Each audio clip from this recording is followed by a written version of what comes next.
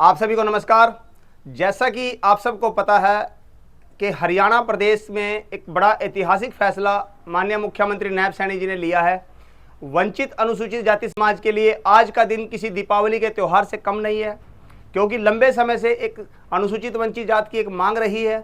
उस मांग को भारतीय जनता पार्टी ने पूरा करने का काम किया है, और उस मांग को जिस तरह से भारतीय जनता पार्टी ने पूरा किया है, उससे पहले ही भारतीय जनता पार्टी ने 2020 में वर्गीकरण में अनुसूचित वंचित जाति समाज को शिक्षा में जो आरक्षण दिया है वो बहुत ऐतिहासिक फैसला था। माननीय मनोहर लाल जी ने जिस तरह से इस वंचित समाज की सुध ली है, उन्हीं की तर्ज पर उनके प्रिय नायब सैनी जी, जो हमारे यशस्वी मुख्यमंत्री है आज, उन्होंने भी इस वंचित समाज की सुध लेने का काम किया है और रोजगार में उनको रोजगार में आरक्षण देने का आज जो ऐतिहासिक फैसला लिया है। आज मैं बात करूं, ये शुरुआत कहां से हुई थी। जब वंचित समाज के हकों पर कांग्रेस पार्टी ने कुठाराघात किया था, तब कांग्रेस पार्टी को एक चीज नजर आती थी कि एक ही समाज केवल कांग्रेस के साथ है, और उनके बहकावे में आकर कहें या एक साजिशन कहें, जो वंचित समाज है, वंचित समाज के हकों को लूटने का काम किया और वर्गीकरण था जो वो हमारा खत्म करने का काम किया।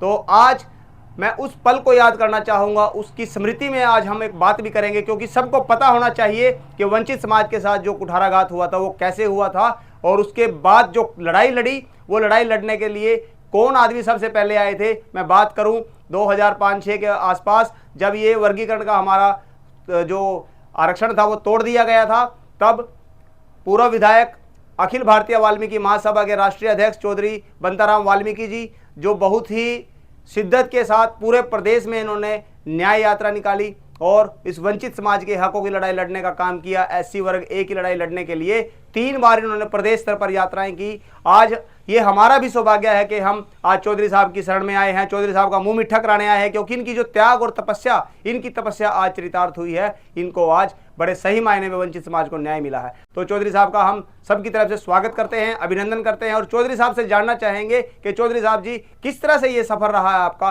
क्योंकि लगभग 18 साल लगे हैं इंसाफ मिलने में। तो आपका बहुत बहुत स्वागत है।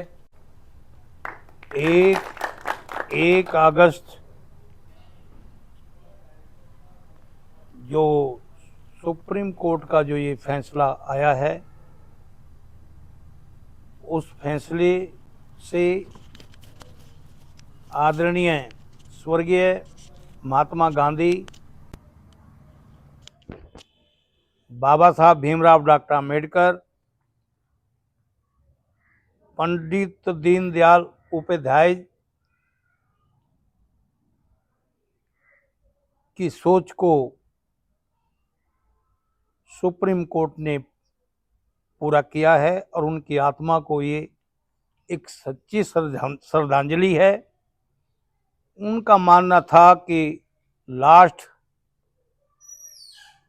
छोर में जो गरीब आदमी है उस तक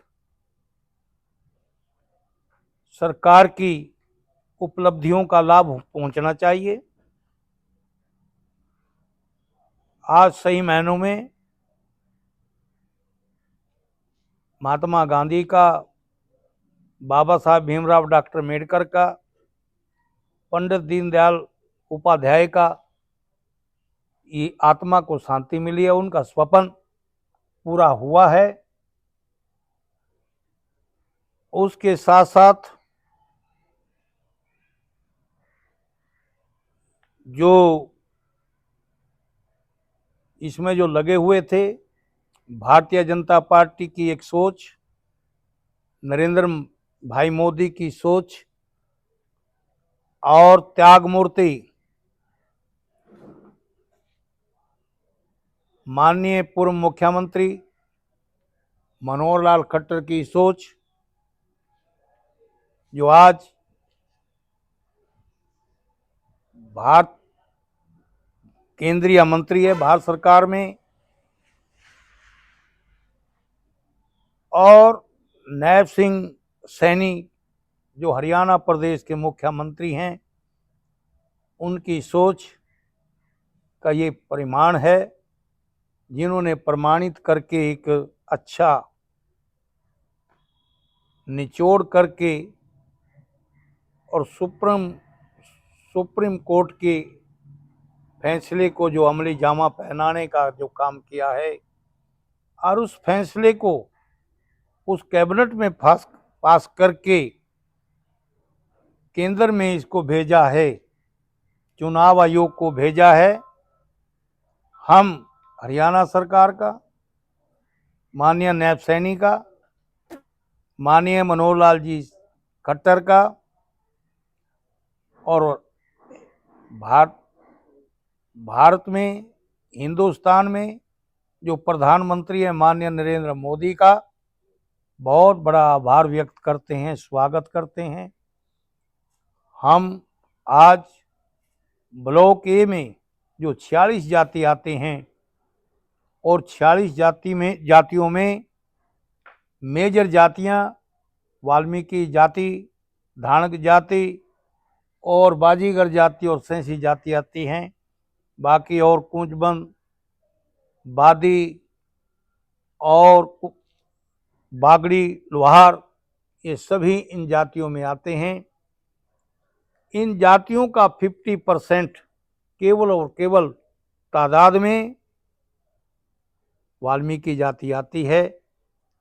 इन जातियों को इतना लाभ पहुंचेगा, माननीय 1994 में पूर्व मुख्यमंत्री स्वर्गीय चौधरी भजन लाल जी ने लागू किया था, उसमें बहुत हजारों लोगों का लाभ पहुंचा है। उससे जब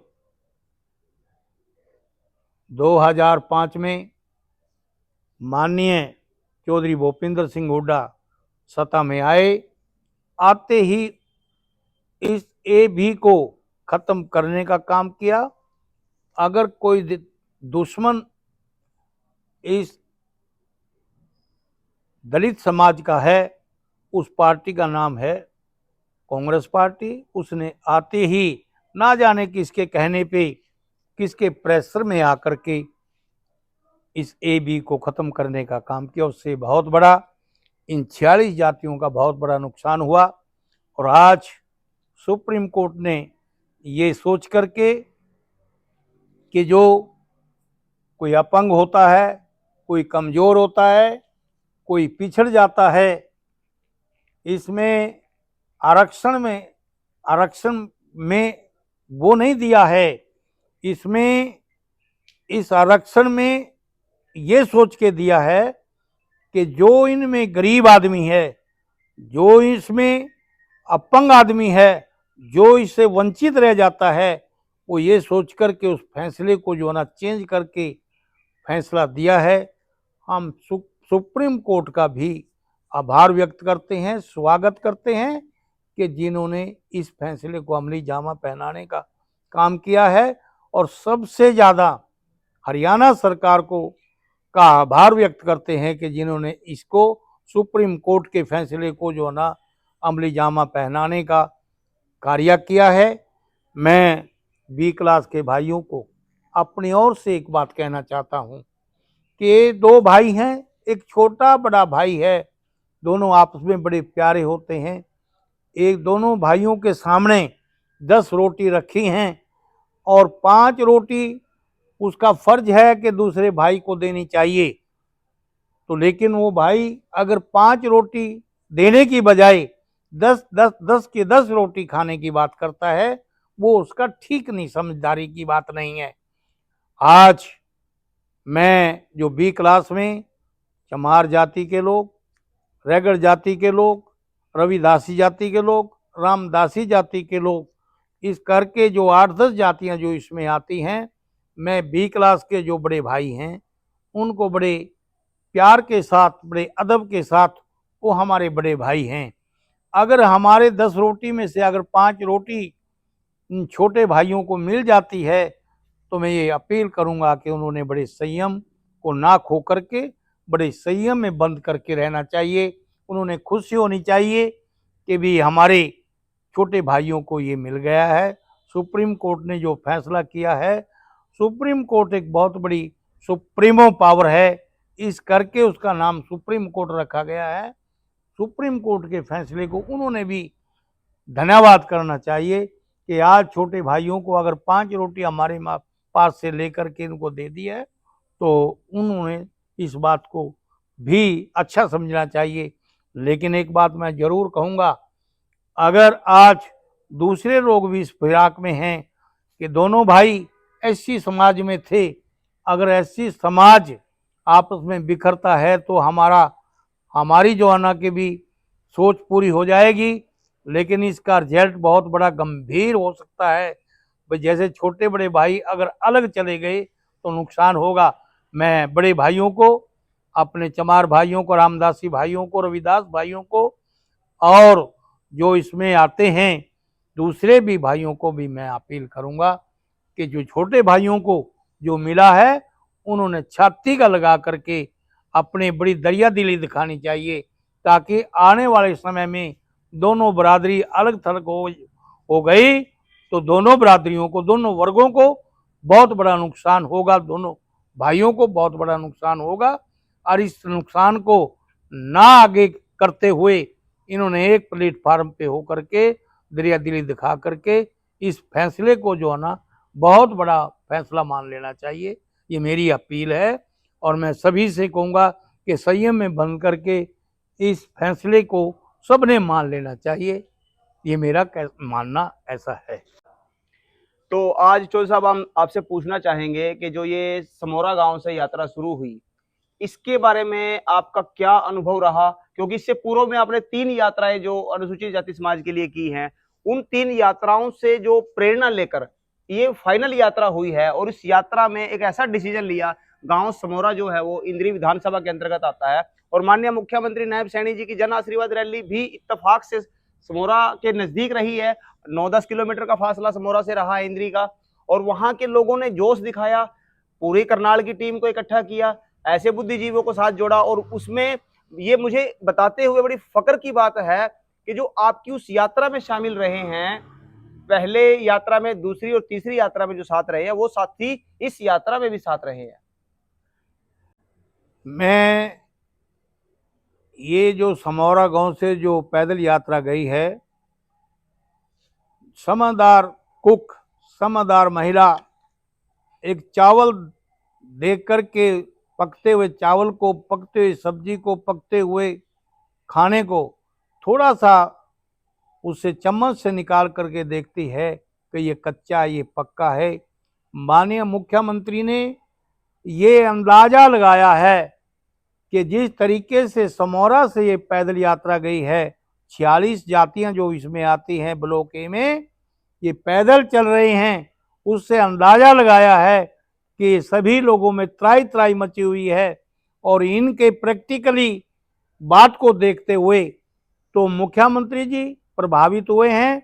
और जिसमें एक बच्चा केवल 10-11 साल का बच्चा, और उसका नाम शक्ति सिंह, जो माननीय अपने तेजेंद्र बिडरान का बेटा है, और वो शक्ति सिंह उसका बेटा है, और वो पैदल 10-11 साल का बच्चा 9-10 किलोमीटर पैदल चल करके और सीएम साहब को एक पेन दे और अपने गुल्लक को तोड़ करके और उससे पेन खरीदे और ये पढ़ ले, इरादा बनाए कि मैंने मुख्यमंत्री को ये देना है, और ये बात कहना कि इससे माननीय मुख्यमंत्री जी कि भी हमारे भविष्य का फैसला लिख दें, ये एक बहुत बड़ी सराहनीय और बहुत बड़ी अनुभवी दूरदर्शी बात थी। एक 10-11 साल के बच्चे ने अपने मुख से ये बात कहना एक अपने आप में एक बहुत बड़ी बात रखता है।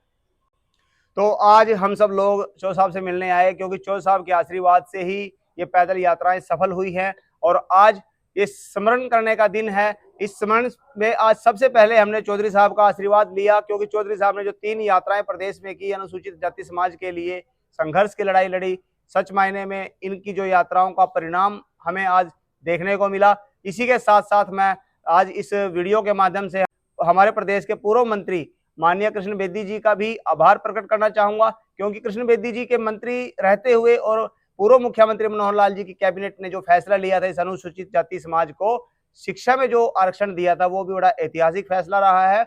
और अब मौजूदा जो हमारे यशस्वी मंत्री हैं परम आदरणीय विशंबर वाल्मीकि जी, उन्होंने भी पुरजोर इस आवाज को उठाया और इस वंचित जाति को पूरी तरह से मुख्य धारा में जोड़ने के लिए उनका प्रयास हुआ। उसके साथ साथ जितने हमारे वंचित जाति समाज के विधायक रहे हैं, मौजूदा विधायक, पूर्व विधायक, उन सब का भी प्रयास रहा है, सामाजिक संगठनों का प्रयास रहा है, धार्मिक संगठनों का प्रयास रहा है। उन सब वंचित समाज के लोगों की तरफ से आज हम आप सबका आभार प्रकट करते हैं, धन्यवाद करते हैं। और विशेष तौर पर हम चौधरी साहब का आशीर्वाद आज लेने के लिए आए हैं, क्योंकि चौधरी साहब का एक सपना था कि मेरे जीते जी ये वंचित समाज क्या आरक्षण का लाभ ले पाएगा। तो चौधरी साहब, आज ये समाज आपके जीते जी ही आपके आरक्षण का लाभ देखने को मिल रहा है, इसके लिए धन्यवाद। अब चौधरी साहब, आप क्या कहेंगे इस बारे में? आज मैंने ये सारा प्रयास शिक्षा में एबी लागू करवाना, इसमें मेरे छोटे भाई पूर्व मंत्री कृष्ण बेदी का अहम रोल रहा, क्योंकि उस वक्त वो राज्य मंत्री थे और वो लॉ ग्रेजुएट हैं, पढ़े लिखे हैं। उसने माननीय मनोहर लाल चीफ मिनिस्टर हरियाणा को एक एक बात से अवगत करा करके कागजात तैयार करके और उसको इतना प्रभावित किया कि वास्तव में इन लोगों के साथ अन्याय हो रहा है। तो ये एबी शिक्षा में लागू कराया।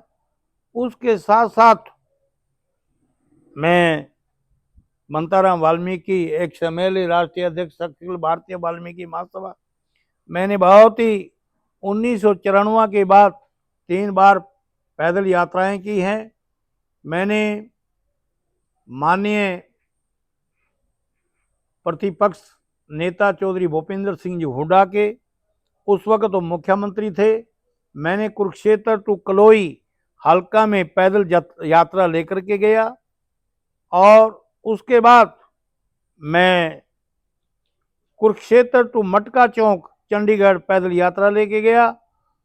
उसके से पहले मैं कुरुक्षेत्र टू दिल्ली पैदल यात्रा लेकर के गया। मेरा ये स्वप्न था, मैंने पता था कि इससे काफ़ी नुकसान हो रहा है। मैं इस बात में भोगी हूँ। मैं सरकार के बड़ा क्लोज रहा हूँ। मैंने पता है, मैं हर सिलेक्शन में, हर उसमें मैं देखता था कि किस किस वर्ग को कितनी पोस्टें जा रही हैं, मुझे इस बात का पता था।